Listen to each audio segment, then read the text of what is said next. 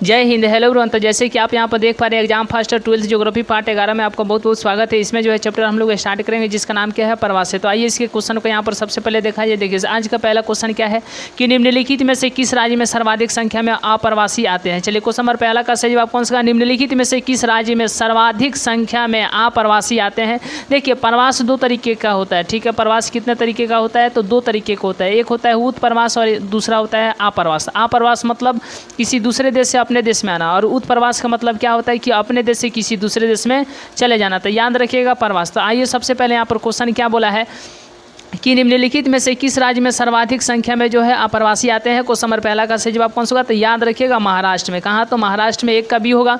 चलिए next question है question number यहाँ पर 2 का सही जवाब कौन सा होगा? चलिए क्वेश्चन नंबर 2 क्या है कि निम्नलिखित में से किस नगरीय समूह में प्रवासी जनसंख्या सर्वाधिक है। चलिए क्वेश्चन नंबर 2 का सही जवाब कौन सा होगा? निम्नलिखित में से किस नगरीय समूह में प्रवासी जनसंख्या सर्वाधिक है। क्वेश्चन नंबर 2 का सही जवाब कौन सा होगा? तो याद रखिए क्वेश्चन नंबर 2 का सही जवाब कौन सा होगा? चलिए यहाँ पर क्वेश्चन क्या है कि निम्नलिखित में से नगरीय समूह में प्रवासी जनसंख्या सर्वाधिक है। क्वेश्चन नंबर 2 का सही जवाब कौन सा? तो याद रखिएगा मुंबई नगरीय समूह में। कहाँ? तो मुंबई नगरीय समूह में 2 का सी होगा। चलिए नेक्स्ट क्वेश्चन है क्वेश्चन नंबर 3 का सही जवाब कौन सा होगा? चलिए देखने की बात है क्वेश्चन नंबर 3 का सही जवाब कौन सा होगा? ये देखिए निम्नलिखित में से कौन सा मानव प्रवास का एक प्रतिकर्ष कारक नहीं है। चलिए निम्नलिखित में से कौन सा मानव प्रवास का एक प्रतिकर्ष कारक नहीं है। क्वेश्चन नंबर 3 का सही जवाब कौन सा होगा? तो याद रखिएगा चिकित्सा या शैक्षणिक सुविधाएं। क्या? तो चिकित्सा या शैक्षणिक सुविधाएं 3 का सी होगा।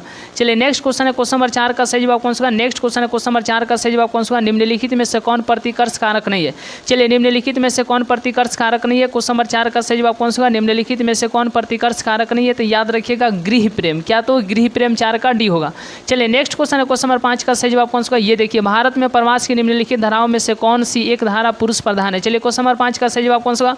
भारत में प्रवास की निम्नलिखित धाराओं में से कौन सी एक धारा पुरुष प्रधान नहीं है। चलिए भारत में प्रवास की निम्नलिखित धाराओं में से कौन सी एक धारा पुरुष प्रधान नहीं है। क्वेश्चन नंबर 5 का सही जवाब कौन सा होगा? तो याद रखिएगा ग्रामीण से नगरीय। क्या होगा? तो ग्रामीण से नगरीय यानी 5 का बी होगा। चलिए नेक्स्ट क्वेश्चन है क्वेश्चन नंबर 6 का सही जवाब कौन सा होगा? ये देखिए आपको याद होना चाहिए 88, 73, 74, ठीक है, 10, 70। यदि आप हमसे जुड़ना चाहते हैं तो इसी नंबर पर जो 31 रुपये का पेमेंट कर दीजिएगा।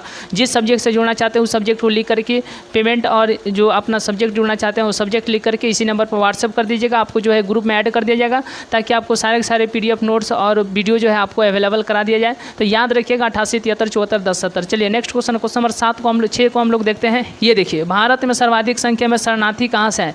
चलिए क्वेश्चन नंबर 6 का सही जवाब कौन सा होगा? भारत में सर्वाधिक संख्या में शरणार्थी जो है कहाँ से है। क्वेश्चन नंबर 6 का सही जवाब कौन सा होगा? तो याद रखिएगा बांग्लादेश से। कहाँ से? तो बांग्लादेश से 6 का डी होगा। तो आज का क्लास जो है हम लोग यहीं तक रहने देते हैं। मिलेंगे नेक्स्ट क्लास में नेक्स्ट वीडियो में। तब तक के लिए बहुत बहुत धन्यवाद।